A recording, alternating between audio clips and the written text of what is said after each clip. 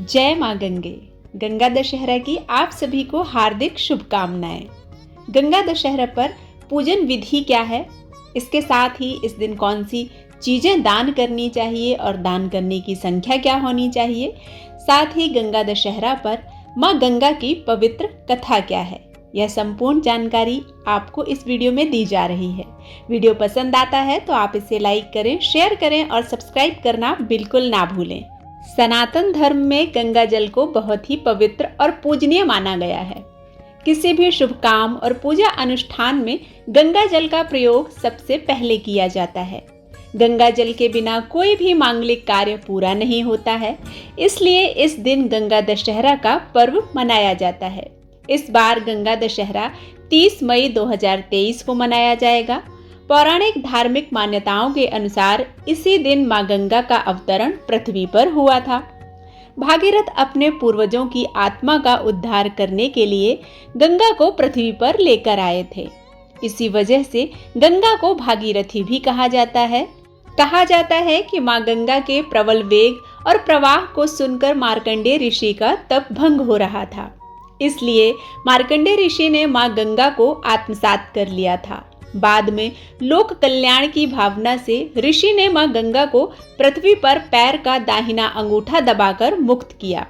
गंगा दशहरा में 10 की संख्या का महत्व बहुत ज्यादा होता है। गंगा दशहरा पर स्नान, दान, जप, तप, व्रत आदि का बहुत महत्व बताया गया है। गंगा दशहरा के दिन 10 प्रकार के स्नान करके शिवलिंग का 10 की संख्या में गंध, पुष्प, धूप, दीप, नैवेद्य और फल इत्यादि से पूजन करना चाहिए। इसके अलावा इस दिन दान देते समय इस बात का खास तौर पर ख्याल रखना चाहिए कि आप जो भी दान करें उसकी संख्या 10 होनी चाहिए। गंगा पूजन के दौरान पूजा में लाई जाने वाली वस्तुओं की संख्या भी 10 होनी चाहिए, क्योंकि शास्त्रों में दशमी तिथि को विजय की तिथि बताया गया है और दशमी तिथि पर गंगा दशहरा के दिन 10 चीजों का दान करना अत्यंत शुभ फल प्रदान करता है। सनातन धर्म में गंगा स्नान और दान का हमेशा से महत्व रहा है, लेकिन गंगा दशहरा के दिन गंगा स्नान करने और दान देने से व्यक्ति को सभी दुखों से मुक्ति मिल जाती है। स्कंद पुराण में कहा गया है कि गंगा दशहरा के दिन व्यक्ति को किसी भी पवित्र नदी में जाकर स्नान, ध्यान और दान अवश्य करना चाहिए। इससे व्यक्ति को अपने सभी पापों से मुक्ति मिल जाती है। कहा जाता है कि गंगा दशहरा के दिन स्नान के बाद इन 10 चीजों का दान अवश्य करना चाहिए। इन 10 चीजों के दान से सभी पाप नष्ट हो जाते हैं, जीवन की तमाम समस्याओं से निजात मिलती है, मुक्ति मिलती है। दान करने से ग्रहों की पीड़ा से भी मुक्ति मिल जाती है। इस दिन ये 10 चीजें अन्न, जल, फल, वस्त्र, पूजन और सुहाग सामग्री, घी, नमक, तेल, शक्कर और स्वर्ण का दान करना चाहिए। स्वर्ण का दान यदि आप नहीं कर सकते हैं तो आप मिट्टी से बना हुआ कलश, उसमें शुद्ध जल भरकर अवश्य दान करें। आप चाहें तो एक पात्र में जल भरकर किसी वृक्ष के पास रख सकते हैं। यह भी पक्षियों के लिए जल दान का काम करता है। माँ गंगा लोगों के पापों का क्षय करके उन्हें जीवन मृत्यु के चक्कर से बाहर निकालकर मोक्ष प्रदान करती हैं। जीवन में मनचाही सफलता पाने के लिए माँ गंगा के कुछ विशेष मंत्रों का स्नान करते समय यदि हम जाप करते हैं तो गंगा स्नान का पूर्ण फल प्राप्त होता है। साथ ही माँ गंगा की कृपा से हमारे जीवन के सारे कष्टों से हमें मुक्ति मिलती है, धन आगमन के रास्ते खुलते हैं। मंत्र है गंगे च यमुने चैव गोदावरी सरस्वती नर्मदे सिंधु कावेरी जले अस्मिन् सन्निधिं कुरुः। यह एक परम पवित्र और चमत्कारिक मंत्र है जो आपको हर कार्य में सफलता प्रदान करता है। पौराणिक ग्रंथों के अनुसार ज्येष्ठ शुक्ल दशमी के दिन हस्त नक्षत्र में श्रेष्ठ नदी गंगा स्वर्ग से अवतरित हुई थी। अतः गंगा के पृथ्वी पर अवतरण का पर्व ही गंगा दशहरा के रूप में मनाया जाता है। इस वर्ष 30 मई 2023 दिन मंगलवार को गंगा दशहरा का पर्व मनाया जा रहा है। इस दिन गंगा स्नान करते समय गंगा जी में खड़े होकर अपने पूर्व में की हुई गलतियों के लिए क्षमा मांगना चाहिए और भविष्य में कोई भी बुरा कार्य नहीं करने का संकल्प लेना चाहिए। आइए अब रसपान करते हैं माँ गंगा के अवतरण की पौराणिक कथा का। प्राचीन काल में अयोध्या में सगर नाम के महाप्रतापी राजा राज्य करते थे। उन्होंने सातों समुद्रों को जीतकर अपने राज्य का विस्तार किया। उनकी केशनी तथा सुमति नाम की 2 रानियां थीं। पहली रानी के एक पुत्र असमंजस था, परंतु दूसरी रानी सुमति के 60,000 पुत्र थे। एक बार राजा सगर ने अश्वमेघ यज्ञ किया और यज्ञ पूर्ति के लिए एक घोड़ा छोड़ा। इंद्र ने उस यज्ञ को भंग करने के लिए यज्ञीय अश्व का अपहरण कर लिया और उसे कपिल मुनि के आश्रम में बांध आए। राजा ने उसे खोजने के लिए अपने 60,000 पुत्रों को भेजा। सारा भूमंडल छान मारा, फिर भी अश्व नहीं मिला। फिर अश्व को खोजते खोजते जब कपिल मुनि के आश्रम में पहुंचे तो वहां उन्होंने महर्षि कपिल को तपस्या करते देखा। उन्हीं के पास राजा सगर का अश्व घास चर रहा था। सगर के पुत्र उन्हें देखकर जोर जोर से चिल्लाने लगे। इससे महर्षि कपिल की समाधि टूट गई। ज्यों ही महर्षि ने अपने नेत्र खोले, त्यों ही सब जलकर भस्म हो गए।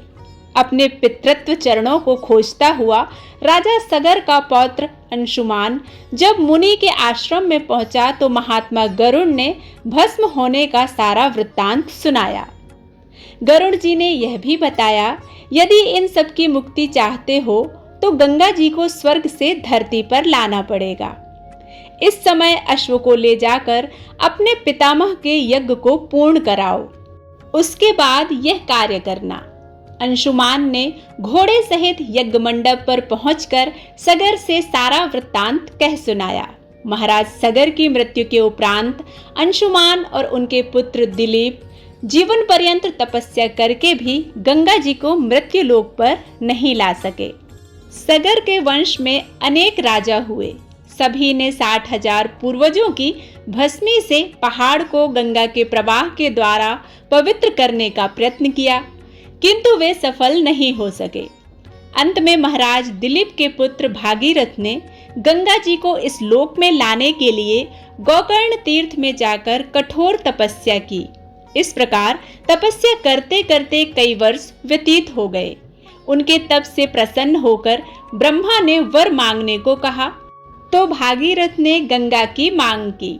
भागीरथ के गंगा मांगने पर ब्रह्मा जी ने कहा, राजन, तुम गंगा को पृथ्वी पर तो ले जाना चाहते हो, परंतु गंगा जी के वेग को संभालने की शक्ति केवल भगवान शिव में है। इसलिए उचित यह होगा कि गंगा का भार एवं वेग संभालने के लिए भगवान शिव का अनुग्रह प्राप्त कर लो। भागीरथ ने अपने कठोर तप से भगवान महादेव को प्रसन्न किया। भगवान शिव ने राजा भागीरथ को वर मांगने को कहा, तो उन्होंने ब्रह्मा जी की बात उन्हें बताई। शिव जी तैयार हो गए। स्वर्गलोक में बहने वाली गंगा को ब्रह्मा ने अपने कमंडल से छोड़ा तो वे बड़ी तीव्र गति से आगे बढ़ी। भगवान शिव ने गंगा को अपनी जटाओं में समेटकर बांध लिया। अब समस्या यह हो गई कि वह शिव की जटाओं से बाहर ही नहीं निकल पा रही थी। फिर राजा भागीरथ ने अपनी तपस्या से भगवान शिव को पुनः प्रसन्न किया और मां गंगा को अपनी जटाओं से होते हुए पृथ्वी पर अवतरित होने का आशीर्वाद देने के लिए निवेदन किया। इसके बाद मां गंगा शिव की जटाओं से निकलकर पृथ्वी पर अवतरित हुई। आगे आगे राजा भागीरथ और उनके पीछे पीछे मां गंगा पृथ्वी पर प्रवाहित होने लगी। मां गंगा के स्पर्श से राजा सगर के 60,000 पुत्रों का उद्धार हुआ और उनको मोक्ष प्राप्त हुआ। तब से ही मां गंगा पृथ्वी पर बहने लगी और उनके स्पर्श से मनुष्य अपने पापों से मुक्त होकर मोक्ष प्राप्त करता आ रहा है। गंगा दशहरा पर यह पावन मां गंगा की कथा सुनने मात्र से संपूर्ण गंगा स्नान का फल प्राप्त होता है। उम्मीद करती हूँ यह मां गंगा के अवतरण की कथा आप सभी को पसंद आई होगी। इसी तरह की पौराणिक कथाओं को सुनने के लिए आप हमारे साथ जुड़े रहें।